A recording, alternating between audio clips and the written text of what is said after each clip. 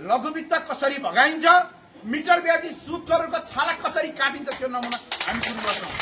अब तयारी सेलातिर जानु। तपाईहरुलाई एउटा कुरा के बुझाउँ भने दुर्गा प्रसाई दाइको यो आन्दोलन केका लागि सुरुवात गरियो भन्ने कुरा त तपाईहरुले अरूलाई पनि बुझाउनु पर्छ होला नि त है। तपाईहरुले के बुझ्नुस् भने लघुवित्तकै ऋणको कारण, लघुवित्तकै किस्ता तिर्न नसकेको कारण झापाको कस्न कौल भन्ने ठाउँमा 3 जना चेलीहरूले एउटै रुखमा झुन्डिएर मर्नु पर्यो। सुन्नु भएको छ यो कुरा? त्यस पछाडि यो अभियानको जन्म भएको। त्यस्ता दिदीबहिनीहरू झुन्डिनु नपरोस्, लघुवित्तको ऋण तिर्नको लागि चेलीहरू बेचिनु नपरोस्, लघुवित्तको किस्ता तिर्नकै लागि हाम्रा आमा चेलीहरू नाङ्गिनु नपरोस् भनेर दुर्गा प्रसाई दाइको नेतृत्वमा यो राष्ट्र, राष्ट्रियता, धर्म, संस्कृति र नागरिक बचाउ महाअभियान सुरु गरेका हौं।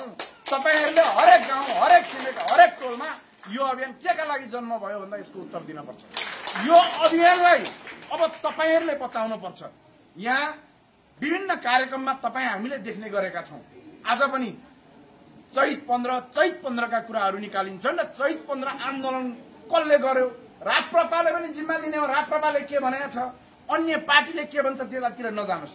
धेरैले भन्ने गरेका छन् यो आन्दोलन हाम्रो होइन, यो आन्दोलन हाम्रो होइन। हामीले छाती ठोकेर भन्नुपर्छ। के भन्नुपर्छ? चैत 15 गतेको आन्दोलन कसको हो? हाम्रो। कसको हो? राष्ट्र, राष्ट्रियता, धर्म, संस्कृति, नागरिक बचाउ महाअभियानको नेतृत्वमा भएको आन्दोलन हो। त्यो आन्दोलनको जिम्मा कसले लिन्छ? हामीले लिनुपर्छ। राष्ट्र, राष्ट्रियता, धर्म, संस्कृति र नागरिक बचाउ महाअभियानले लिन्छ। तर एउटा कुरा लिँदैनौ, दुईटा कुरा लिँदैनौ, तीनटा कुरा लिँदैनौ। हामी के कुरा जिम्मा लिँदैनौ? चैत 15 को आन्दोलनको जिम्मा हामी छाती ठोकेर लिँदै गर्दाखेरि हामी के कुरा जिम्मा लिँदैनौ भने केपी ओली सन्की तानाशाहले जुन हाम्रा दुईजना, एकजना पत्रकार साथीको हत्या गर्ने काम गर्यो, एकजना सबिन महर्जनलाई 20 सडकमा गोली हानेर मार्ने काम गर्यो, त्यो घटनाको हामी जिम्मा लिँदैनौँ। प्रश्न बुझ्नुहोस्, आगजनी गर्यो, तोडफोड गर्यो, त्यो घटनाको जिम्मा हामी लिँदैनौँ। 20 जना हाम्रा साथीहरूलाई गोली चलायो, त्यो घटनाको जिम्मा हामीले लिने होइन। त्यो घटनाको जिम्मा कसले लिनुपर्छ? त्यो केपी ओली सन्की तानाशाह नामको पात्रले लिनुपर्छ। तपाईहरुलाई स्पष्ट के भन्नु भने आज दुर्गा प्रसाई दाइलाई थुनेर राखिया छ। के कारणले थुनिएछ? तपाईहरुले गाउँघरमा अरूलाई पनि अब बुझाउन पर्यो के कारणले थुनियो भनेर। दुर्गा प्रसाईले त आज लघुवित्तको ऋणले, आज लघुवित्तको किस्ता तिर्न नसकेका दिदीबहिनीहरूले आत्महत्या गर्नुपर्ने भयात्मक अवस्थाबाट मुक्ति गराउँ भनेर भनेको थियो।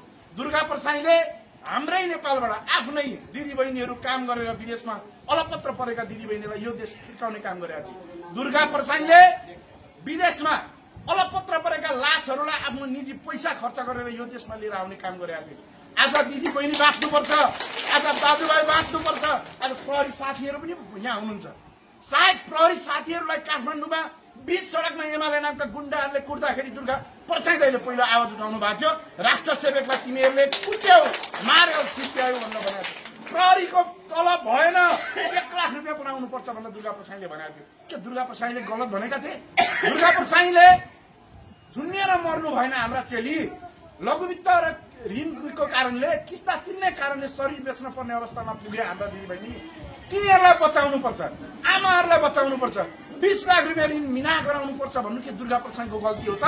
म तपाईहरुसँग सोध्छु, गल्ती हो? यदि होइन भने अब तपाईहरुले जुन आन्दोलन अब मलाई एउटा ढुक्क भएको छ, धनुषा एउटा ढंगले अगाडि बढ्छ।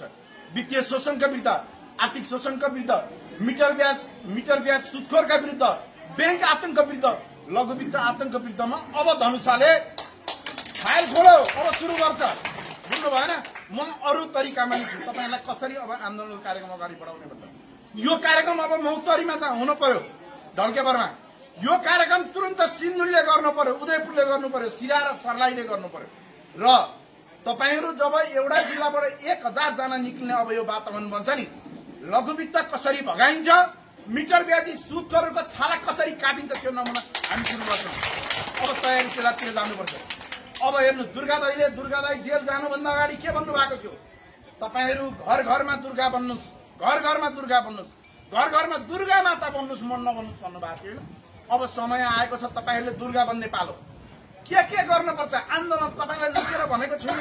यहाँ प्रहरी साथीहरू पनि हुनुहुन्छ, उहाँहरूले पनि सूचना पुर्याउनुहुन्छ लघुवित्तलाई। उहाँहरूले के सूचना दिनुहुन्छ थाहा छ? तिमीहरू अब महिला दिदी बहिनीको घरमा जाने, टिभी उठाउने, कालो सूचीमा बन्द गर्छु तिमीहरूलाई भन्ने, तेरा छोराछोरीको भविष्य बन्द गराइदिन्छु भनेर धम्क्याइस् तर्साइस् भने तिमीहरूलाई महिलाले त्यही समातेर पड्काउँछन् भन्ने सूचना अब प्रहरीले दिन बाँकी छ। त्यो प्रहरी साथीहरूले दिनुहुन्छ। अब हामीले आन्दोलनको क्रममा छौँ। यो लघुवित्तमा एक घण्टा धरना दिएर लघुवित्तका हाकिमलाई राखेर तैँले जबरजस्ती नगर भनेर भन्ने, त्यहाँबाट पनि जबरजस्ती गरेछ भने त्यो दिन चेतावनी पत्र दिने, अर्को पटक ठोक्ने नै हो। के गर्ने हो? ठोक्ने हो। हुने मान्छेहरू तपाईँ हामी जस्ता मान्छेहरूले नै हो विद्रोह गर्ने। विद्रोह हाम्रो अधिकार हो। जब राज्यले हाम्रा कुरा सुन्न तयार हुँदैन, जब प्रहरी प्रशासन अदालत हाम्रा कुरा सुन्दैन भने हामीले के गर्ने हो? विद्रोह गर्ने। त्यो विद्रोह गर्ने भनेको ठोक्ने हो। के गर्ने हो? के गर्ने हो? त्यो सुरुवात सिन्धुलीबाट गरोस् र सिन्धुलीका एउटा पनि साथी पक्राउ परेछन् भने तपाईले बचाउन आउने कि नआउने? यहाँका साथी धनुषाका एउटा पनि साथी अब पक्राउ गरेछ भने ठोक्ने नै हो। फेरि के गर्ने हो? ठोक्ने हो। एउटा पनि साथी पक्राउ परेछन् भने के गर्छ? सिन्धुलीले बचाउँछ। तपाईहरुलाई सिराले काठ थाप्छ, तपाईहरुलाई महतोरीले काठ थाप्छ, त्यसै गरी सिन्धुलीलाई पर्दा तपाईहरुले काठ थाप्ने तयार हो? अब दाइले केही कमिटी यो भित्र बनाउनुहुन्छ, धनुषाको कार्यालय सम्पर्क कार्यालय यहाँ कहाँ रहन्छ है? त्यस पछाडि हामी अब सबैलाई सल्लाह गर्न मिलेन। मैले फेरि विजयलाई ठोक्ने भनेको छ, ठोक्ने ठोकेको म जिम्मा लिन्छु। तर कतिखेर तपाईको घरमा आएर जबरजस्ती घर जग्गा खान्छ भने, लिलामी गर्छ भने, कालो सूचीमा हाल्छ भने, तपाईका बाख्रा लुटेर लिएर जान्छ भने, तपाईका मोबाइल खोसेर लिएर जान्छ भने, तपाईलाई आएर मानसिक तनाव दिन्छ भने त्यसलाई के गर्ने हो? ठोक्ने। के गर्ने हो? के गर्ने हो? के गर्ने हो? तपाईहरु ठोक्नुस्, अरु म जिम्मा लिन्छु। हस्, धन्यवाद।